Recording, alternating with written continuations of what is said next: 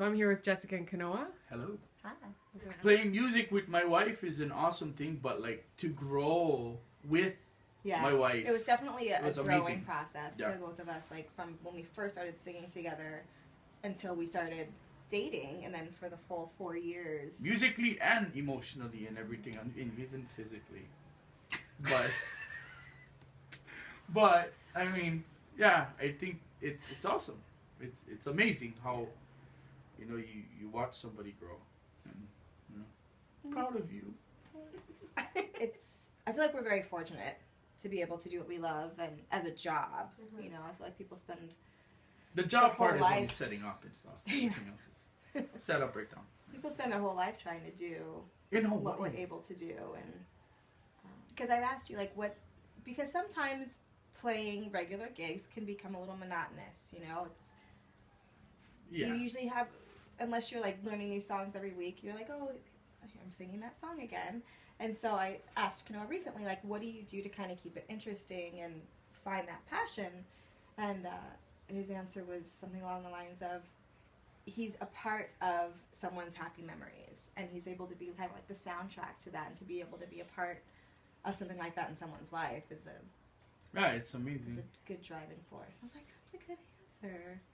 If you want to be around people that are good and have a good vibe and are happy, you're gonna have to give that same vibe off too, regardless if you got into a car accident or pulled over before you got to the gig, or you lost your little freaking thing that goes on your iPad to hold up the stand, like that kind of stuff. Like, even if that's happening, you still gotta be like, hey, how's it going?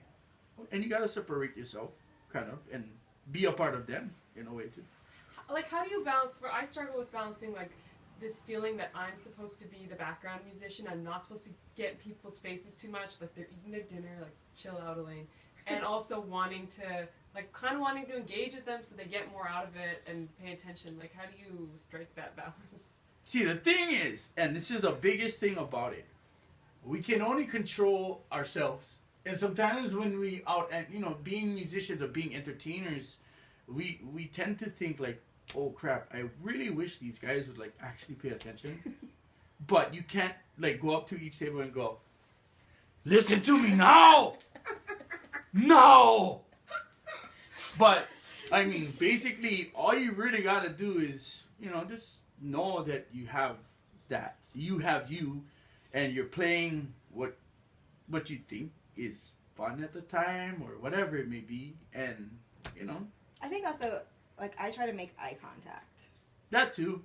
Like, to kind of be like, I see you. It's like nurses. Nurses, they have to be special people to deal with people that are sick, and for us as entertainers, we have to be a certain special kind of person for ourselves.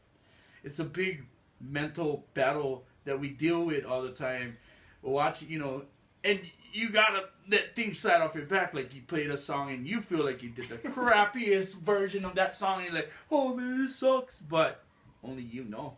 Or, like, you sing, like, your heart out for a song, and it's done, and it's like crickets, and you're like, super. And that's why I say That's awesome. you have control of yourself. So that's all you really can do. Totally.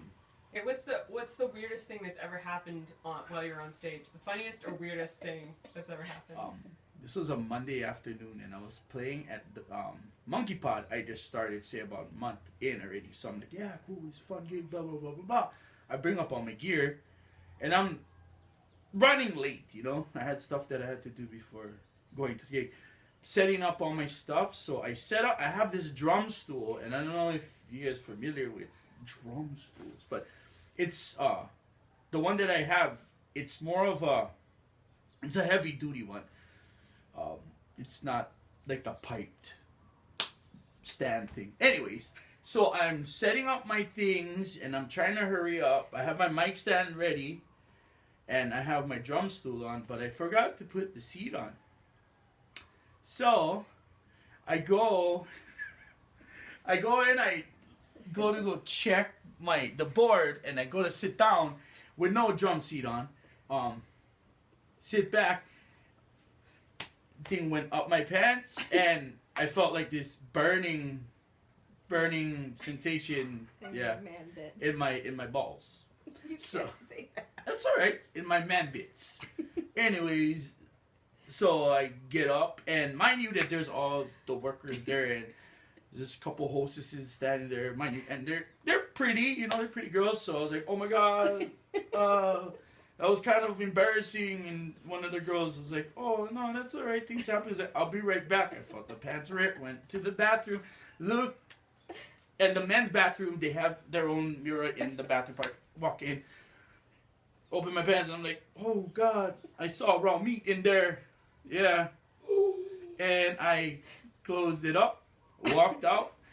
I saw one of the servers that I know. I was like, dude, can you do me this big favor? Can you break down my stuff? And he's like, why? What happened? What? I was like, I ripped my nuts. And he goes, really? Really? And I'm like, no, serious, I did. So he's like, bro, I'll help you out. So I'm walking towards my gear. The girls are like, are you alright? I'm like, and I'm trying to be as discreet as possible. I'm like, I ripped my nuts. And they're like, what? Like, and I had to get loud. I was like, I ripped my nuts. So I said it, then it was like wildfire. One girl hears it, the other one goes, what? Did I just hear what? I was like, yeah. And I went to go try and be brave and try to break down my stuff, but I was like, hell no, I can't. So I walked out. He called me and I took him to the ER. An advice that I would give to my younger self or someone young: learn everything you can and don't get stuck in your head. In all honesty, people are not really like gonna be like. There's no like musician police that goes out when you're playing. We're like, hey man, you played Hotel California and you forgot the E7, man. It's like, no, there's nobody like that that's gonna be in your life while you're playing a gig. So my thing is like, just make all the mistakes you can, because it's the only way you get better. Right. Yeah.